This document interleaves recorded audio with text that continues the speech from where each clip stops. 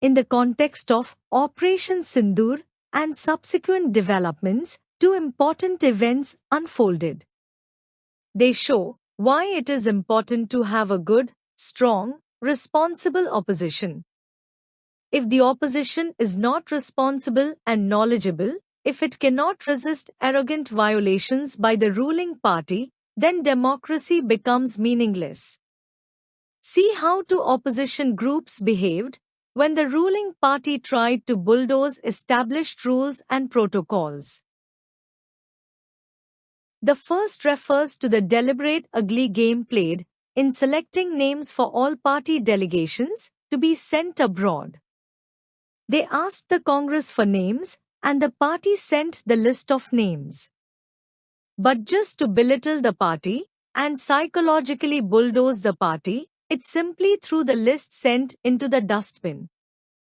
Asking for names and then tossing the paper into the bin was an arrogant act designed to psychologically undermine the confidence and ego of the Congress. They succeeded.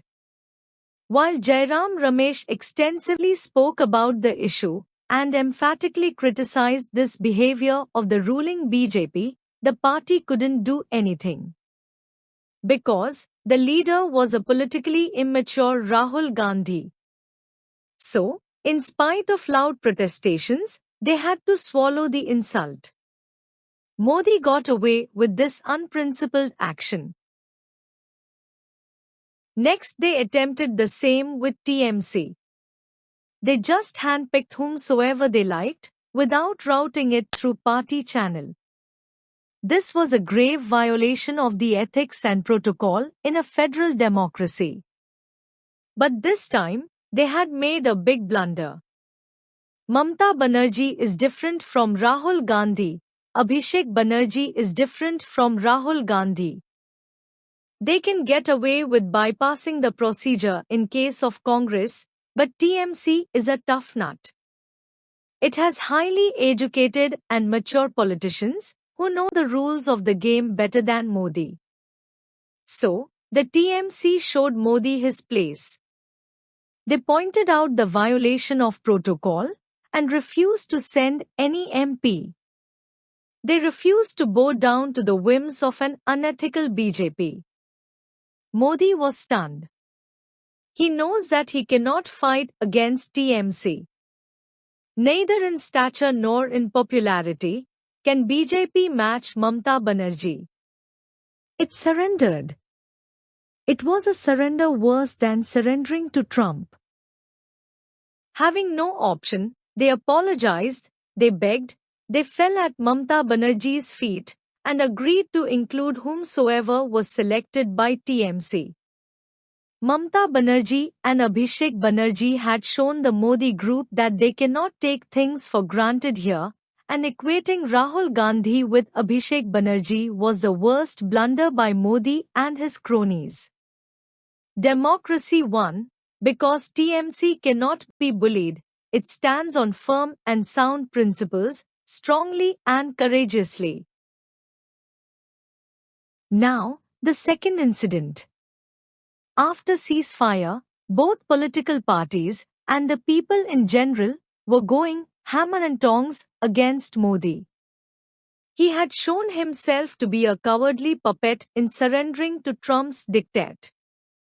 So, the BJP, to save the 56mm nincompoop zombie, picked the External Affairs Minister to be a scapegoat. He deliberately gave an ambiguous and controversial statement. Their diversionary stratagem worked. A large amount of the criticism was now deflected away from the 56mm failed Prime Minister to his junior Jaishankar. Then there were further attempts to sidetrack the people's attention.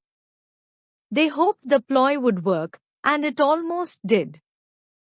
Almost, but not quite. Rahul Gandhi was waylaid. He seized upon Jaishankar's statement and forgot Modi. BJP had expected this of the politically low IQ Rahul Gandhi. Modi heaved a sigh of relief at the reprieve he had earned by fooling the LOP. But even better luck was in store for BJP. Rahul Gandhi diverted from Modi to Jaishankar in his criticism, and then, much to Modi's delight, completely went off the track. He forgot about everything else, and his questions were on losses suffered by army in the war operation. BJP was overjoyed. Probably they were eating cakes and sweets daily. They had driven Rahul Gandhi even farther from what they dreaded most. Danger from Congress had passed over, thanks to Rahul Gandhi's political immaturity. But Abhishek Banerjee is not Rahul Gandhi. Saket Gokhale is not Rahul Gandhi. They cannot be fooled or diverted. They stuck to one question, the one which Modi dreads most, the one for which he has no answer. They neither fell into Jaishankar's trap, nor Rahul Gandhi's crass about war losses. They did not even question the ceasefire. They pinpointed the one single aspect, namely on Modi-Trump relationship, the only question Modi wants to avoid at any cost. They had a simple question, but it was the nightmare for BJP. They asked how Trump declared ceasefire ahead of Modi. This question was the one Modi and team were trying to evade with all the diversions, some real, some fake, advanced to save the 56mm failed Prime Minister. But TMC cannot be fooled with diversions. The question was asked, and BJP trembled and was bathed in cold sweat. They wouldn't answer this, they cannot. But TMC has shown what a sensible opposition can do, how it can tear into the layers of elusive and fake non-issues deliberately planned to hoodwink the people. TMC showed they cannot be fooled or deflected or evaded. If TMC had 99 members and had held the LOP post, they would have so tenaciously persisted on this single point, and Modi would have been compelled to resign within 7 days. Unfortunately, the strength of 99 lies with a party headed by a non-professional political amateur.